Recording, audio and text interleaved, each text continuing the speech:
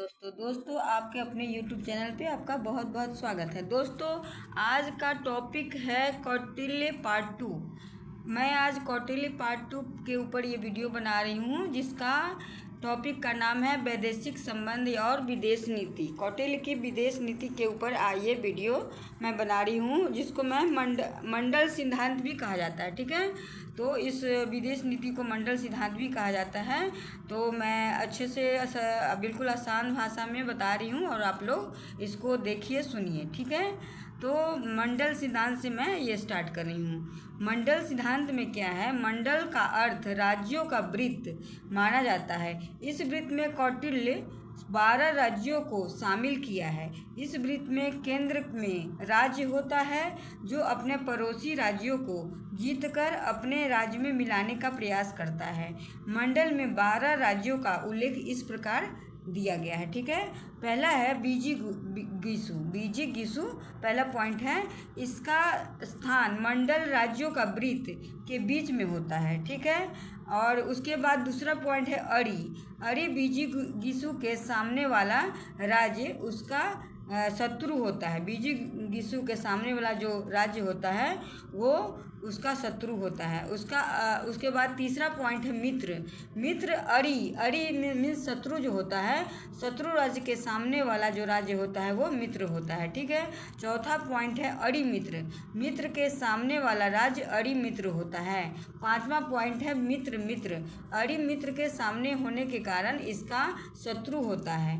अरी मित्र छठा पॉइंट है अरी मित्र के सामने वाला राज्य अरी मित्र कहलाता है। सातवां पॉइंट है पर्शनिग्राह, ये बीजी गिसु के पीछे का राज्य होता है।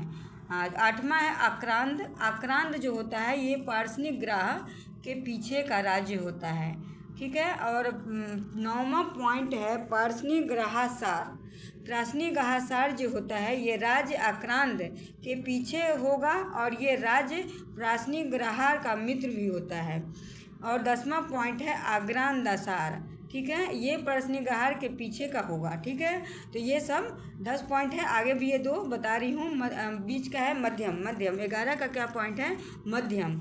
ये बीजी गिसु और अरी राज्य की सीमा से लगा होता है। ठीक है, और 12वां है उदासीन जो होता है इसका प्रदेश बीजी गिसु अरी और मध्यम तीनों राज्यों के सीमाओं से अलग होता है। ठीक है, तो ये 12 जो है पॉइंट ये दिया गया है। ठीक है, मंडल सिद्धांत का। और दूसरा क्या है आगे, सार्ड नीति। मंडल नीति के बाद ये है सार्ड नीति दूसरा। तो इसमें कौटिल्य की विदेश नीति के कुछ 6 तरीके बताए गए हैं। इसमें पहला क्या है, संधि में क्या है कि शांति और समझौता। संधि का मतलब होता है शांति या समझौता करना। दूसरा पॉइंट है विग्रह मीन्स होता है युद्ध कर लेना। तीसरा है आसन में है क्या, प्रतीक्षा करना या तटस्थ रहना। चौथा है यान क्या क्या मतलब है, युद्ध की तैयारी करना। और 5वां है संश्रय का अर्थ है किसी शक्तिशाली राज्य की शरण ले लेना। और छठा है द्वैध भाव में क्या है, एक साथ मित्रता और विरोध करना। ठीक है, उसके बाद का पॉइंट है गुप्तचर व्यवस्था। ठीक है, उसके बाद गुप्तचर व्यवस्था में क्या बताया गया है, चौथा पॉइंट है गुप्तचर व्यवस्था में राजनीति में गुप्तचरों और दुर्गों की बहुत ही बड़ी भूमिका होती है। इस पर कौटिल्य ने अपनी व्यवस्थित विचार प्रकट किए हुए हैं, जिसमें कौटिल्य ने गुप्तचरों का वर्गीकरण 4 प्रकार से अस्थायी भ्रमणशील गुप्तचर, उभय वेतनभोगी गुप्तचर और विश्व कन्या के रूप में बताए हैं। जिसमें अस्थायी गुप्तचर में है कापटिक गुप्तचर, उदासीन गुप्तचर, गृहपाटिक गुप्तचर, वैदेह गुप्तचर और तापस गुप्तचर। ये 5 प्रकार के गुप्तचर अस्थायी गुप्तचर में आते हैं। अब दूसरा है भ्रमणशील गुप्तचर। इसमें भ्रमणशील गुप्तचर का काम क्या है, भ्रमण करते हुए सूचना को एकत्रित करना। ठीक है, कौटिल्य ने भ्रमणशील गुप्तचर को 4 श्रेणियों में बांटा है। पहला है स्त्री गुप्तचर। यह विभिन्न कलाओं, नाचने गाने वाली होती हैं। वशीकरण में ये परिपूर्ण होती हैं, जो राजाओं को वशीकृत करके और उस राज्य को का पूरा सूचना अपने देश राज्य अपने हित के राज्य में हित के लिए बताती हैं। ठीक है। दूसरा है तीक्ष्ण गुप्तचर। तीक्ष्ण गुप्तचर का क्या काम है? धन की लालसा में कठिन काम के लिए ये प्रसिद्ध माने जाते हैं और अपनी देश के लिए काम करते हैं। तीसरा है रसद गुप्तचर।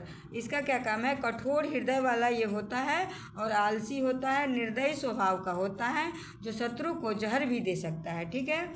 आगे है चौथा है परिव्राजिका गुप्तचर। इसका क्या है? ये सन्यासी के वेश में होता है और खुफिया भी होता है। ठीक है। आगे क्या है? अब उभय वेतन भोगी गुप्तचर। इसमें क्या है? यह गुप्तचर राजा का सेवक होते हुए विदेशी राज्य से जाकर दूसरे राजा के यहाँ नौकरी करता है था और उसी से वेतन भी लेता है, पर वफादारी अपने राज्य के राजा के प्रति निभाता है। और उसके बाद है विष कन्या। राजा जो शत्रु देश का है उसे प्रेम जाल में डाल के ये क्या करता है? विष के द्वारा उसकी जान, राजा की जान ले लेती है। ये जो विष कन्या होती है गुप्तचर। आगे क्या है? कौटिल्य के धार्मिक विचार। कौटिल्य के धार्मिक विचार में क्या है? कौटिल्य ने धर्म का प्रयोग 3 अर्थों में किया था। इसमें 3 अर्थ में क्या है? पहला है सामाजिक कर्तव्य के रूप में, दूसरा है नैतिक कानून के रूप में और तीसरा है नागरिक कानून के रूप में। ठीक है। तो ये 3 था इनका धार्मिक विचार। अभी आप लोग को मैं मंडल विदेश नीति बताई हूँ, गुप्तचर के बारे में बताई हूँ कौटिल्य का।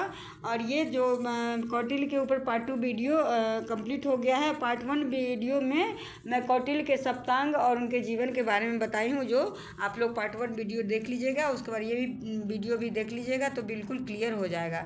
अभी मैं इम्पोर्टेंट MCQ करवा रही हूँ। ठीक है। तो MCQ में पहला क्वेश्चन क्या है? कौटिल्य की प्रसिद्ध पुस्तक कौन सी है? कौटिल्य की प्रसिद्ध पुस्तक कौन सी है? इसका ऑप्शन है ए है नीति शास्त्र, बी है अर्थशास्त्र, सी है महाभारत और डी है मनुस्मृति। ठीक है। तो इसका 4 पॉइंट है और 4 ऑप्शन है, तो इसका आंसर होगा बी अर्थशास्त्र। अब क्वेश्चन नंबर 2 में क्या है? कौटिल्य का और किस नाम से जाना है? कौटिल्य को हम और किस नाम से जानते हैं? पहला है ए है अशोक, बी है चंद्रगुप्त, सी है चाणक्य और डी है बुद्ध। तो इसका आंसर होगा चंद्रगुप्त। ठीक है। ऑप्शन नंबर बी इसका आंसर होगा। क्वेश्चन नंबर 3 में है मंडल सिद्धांत किससे संबंधित है? मंडल सिद्धांत किससे संबंधित है? ए है अर्थव्यवस्था, बी है विदेश नीति, सी है धर्म और डी है दिशा। तो इसका आंसर है बी विदेश नीति। मंडल सिद्धांत विदेश नीति से संबंधित है। ठीक है। तो और क्वेश्चन नंबर 4 में है कौटिल्य के अनुसार पड़ोसी राज्य क्या होता है? कौटिल्य के अनुसार पड़ोसी राज्य क्या होता है? मित्र होता है ए, बी में है शत्रु होता है, सी में है तटस्थ होता है और डी में है सहयोगी होता है। ठीक है। तो इसमें कौटिल्य के विदेश नीति में के अनुसार पड़ोसी राज्य जो होता है वो शत्रु होता है। ठीक है। वो उस राज्य का शत्रु होता है। क्वेश्चन नंबर 5 में है षाड्गुण्य नीति में कितने प्रकार होते हैं? षाड्गुण्य नीति में कितने प्रकार होते हैं? ए में है 4, बी में है 5, सी में है 6 और डी में है 7। तो षाड्गुण्य नीति में 6 प्रकार के होते हैं। इसका आंसर होगा ऑप्शन नंबर सी। ठीक है। क्वेश्चन नंबर 6 में है द्वैध भाव का अर्थ क्या है? द्वैध भाव का अर्थ क्या है? तो ऑप्शन नंबर ए में है केवल युद्ध करना, बी में है केवल शांति, सी में है एक साथ मित्रता और शत्रुता और डी में है तटस्थता। तो द्वैध भाव का अर्थ क्या है? तो इसका आंसर होगा एक साथ मित्रता और शत्रुता, option number C. Question number 7 में है कौटिल्य ने राज्य को किसके समान माना है? कौटिल्य ने राज्य को किसके समान माना है? तो ऑप्शन ए में है मशीन, बी में है भवन, सी में है जीवित शरीर और डी में है पेड़। ठीक है। तो इसका आंसर क्या होगा? इसका ऑप्शन सी होगा आंसर जीवित शरीर। ठीक है। कौटिल्य ने राज्य को एक जीवित शरीर के रूप में माना है। तो ठीक है। तो आज ये वीडियो कंप्लीट हो गया। तो आप लोग दोनों वीडियो ज़रूर देख लीजिएगा और चैनल को लाइक और सब्सक्राइब ज़रूर कीजिए और मेरे चैनल से साथ जुड़े रहिए। तो इस वीडियो को इसके साथ मैं क्लोज कर रही हूँ।